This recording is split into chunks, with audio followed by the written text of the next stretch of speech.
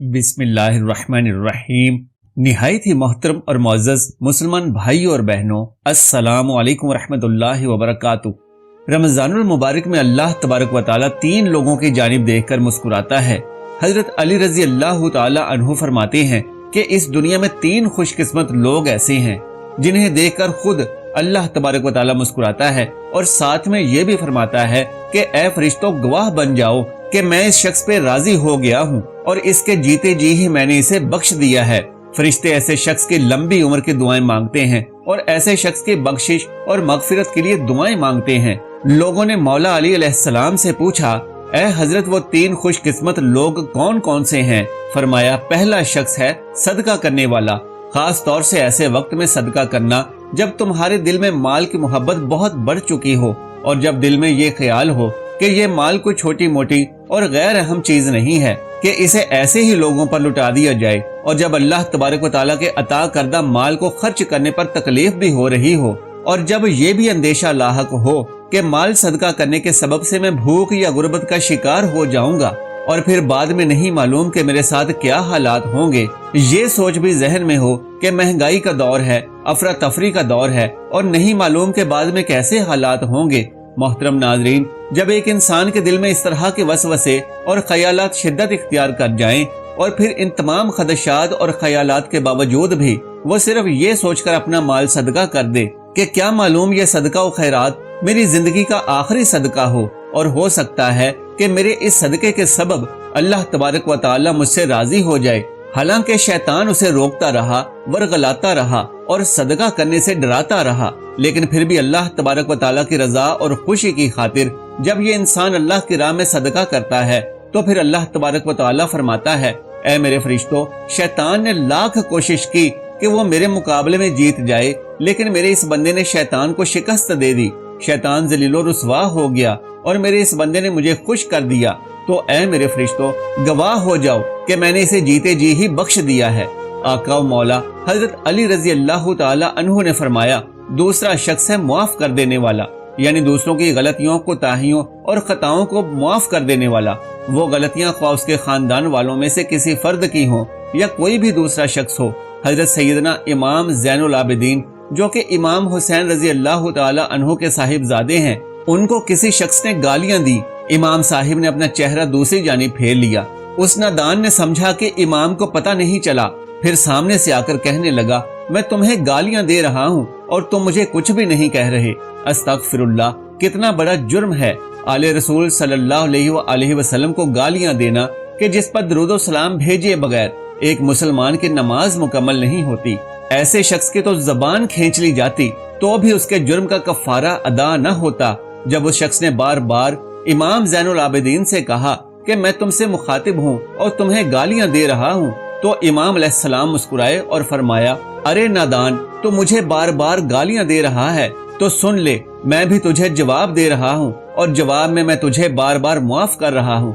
तो मुझे गालियां देता जा रहा है और मैं तुझे मुआफ करता जा रहा हूँ। बस एक काम जरूर कर लेना कि यौमे हिसाब मेरे हक में गवाही दे देना कि ए अल्लाह तबारक व तआला, इमाम हुसैन इब्ने अली के बेटे ज़ैनुल आबिदीन ने तेरी रजा की खातिर मुझे बार बार माफ किया था, तो तू भी ज़ैनुल आबिदीन पे राजी हो जा। अल्लाह अकबर। मोहतरम नाजरीन, ये भी जान लीजिए कि इमाम ज़ैनुल आबिदीन वो शख्सियत हैं कि जिनके वालिद मोहतरम यानी इमाम हुसैन अलैहिस्सलाम जन्नती नौजवानों के सरदार हैं। ये उनकी आजिज़ी का आलम है और अल्लाह तबारक व तआला का किस कदर खौफ उनके दिल में है कि अपनी जात की कोई परवाह नहीं, बस अल्लाह तबारक व तआला को राजी करने की लगन है। एक बार एक मस्जिद के गिरदो नवा में आग लग गई और उसी मस्जिद के अंदर हजरत इमाम ज़ैनुल आबिदीन नमाज अदा फरमा रहे थे। जब आग ने घेर लिया तो सारे नमाजी भाग खड़े हुए और एक शोर बर्पा हो गया। लोग अंदर गए और इमाम अलैहिस्सलाम को खैरियत से बाहर लेकर आ गए और कहने लगे कि ए हजरत, क्या आपको नहीं मालूम कि बाहर चारों तरफ आग के शोलों ने मस्जिद को घेरा हुआ है? इस पर इमाम ज़ैनुल आबिदीन ने फरमाया, भाइयों, जहन्नुम की आग के खौफ ने इस दुनिया की आग का पता ही नहीं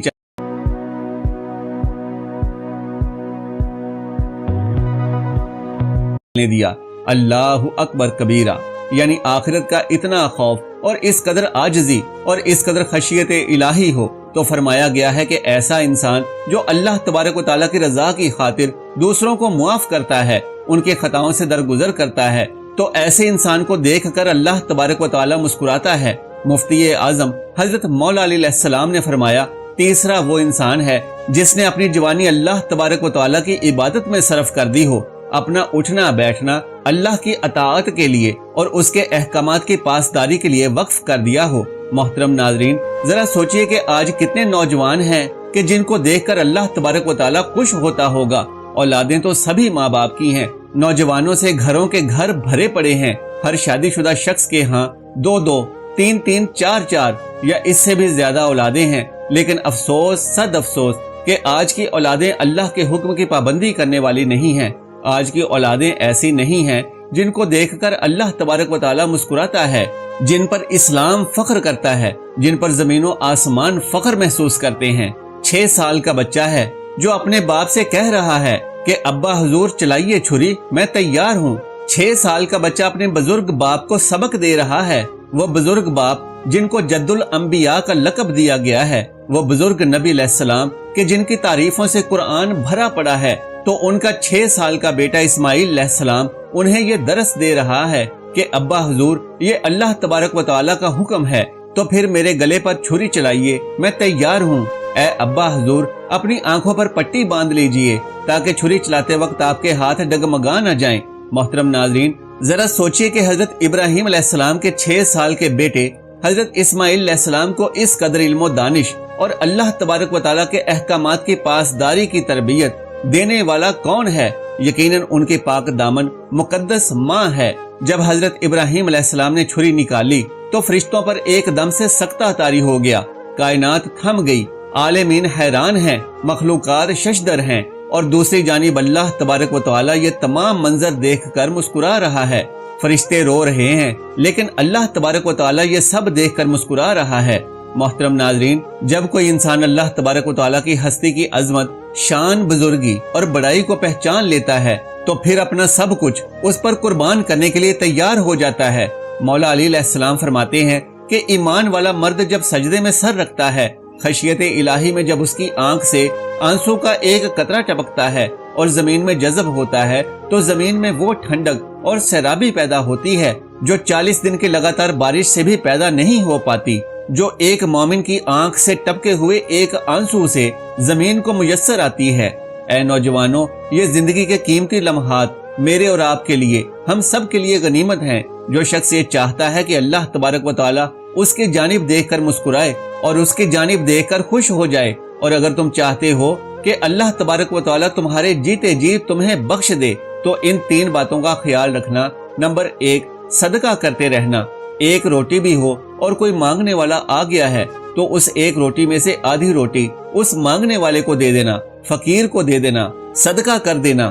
یہ 1 روٹی اللہ تبارک و تعالیٰ کو خوش کر دے گی، تمہارا دیا ہوا صدقہ اسی وقت قبول کیا جائے گا۔ نمبر 2، اللہ کی رضا کی خاطر دوسروں کو معاف کر دیا کرو۔ اور نمبر 3، اپنی جوانی اللہ تبارک و تعالیٰ کی عبادت کے لیے وقف کر دینا، کیونکہ جوانی کی عبادت ایسی ہے جو فوراً عرش الہی پر پہنچتی ہے، کیونکہ ضعیف اور بیمار شخص تو اللہ تبارک و تعالیٰ کے سامنے سجدہ کر ہی لیتا ہے۔ مزہ تو تب ہے جب ایک انسان اپنے جوبن کے عالم میں اللہ تبارک و تعالیٰ کی خوشی اور اس کی رضا کا طلبگار ہوتا ہے۔ اللہ تبارک و تعالیٰ سے دعا ہے کہ نیکی کی بات کو سننے، سمجھنے اور اس پر دل و جان سے عمل کرنے کی طاقت و توفیق مرحمت فرمائے، آمین یا رب العالمین۔